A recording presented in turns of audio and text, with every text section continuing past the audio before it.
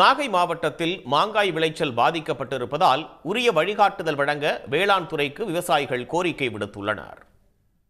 நாகை மாவட்டம் வேதாரண்யம் அடுத்த செம்போடை, தேத்தாக்குடி உள்ளிட்ட 20க்கும் மேற்பட்ட கிராமங்களில் சாகுபடி செய்யப்பட்டுள்ள மாமரத்தில் புதுவகையான பூச்சி தாக்குதல் ஏற்பட்டுள்ளது. ஆண்டுதோறும் இந்த பகுதிகளில் டன் கணக்கில் மாங்காய்கள், மாம்பழங்கள் கேரளா, ஆந்திரா உள்ளிட்ட பல்வேறு மாநிலங்களுக்கு ஏற்றுமதி செய்யப்படும். அதைத் தொடர்ந்து இவ்வாண்டும் மா சாகுபடியில் நல்ல லாபம் கிடைக்கும் என விவசாயிகள் எதிர்பார்த்தனர். இந்நிலையில் தேன்பூச்சி தாக்குதலாலும் பருவம் தவறி பெய்த மழையாலும் பூக்கள் கருகியதால் மாங்காய் மிக குறைந்த அளவே காய்த்திருக்கின்றன. மேலும் பூக்களில் இருந்து மாப்பிஞ்சுகளுக்கு பூச்சிகள் தாவி வீணாகி கீழே விழுந்து வருவதாக விவசாயிகள் கவலை தெரிவிக்கின்றனர். பூச்சி தாக்குதலுக்கு என்ன வகையான மருந்துகள் தெளிக்க வேண்டுமென ஆலோசனை வழங்க வேண்டும் என்று விவசாயிகள் அரசுக்கு கோரிக்கை விடுத்திருக்கிறார்கள்.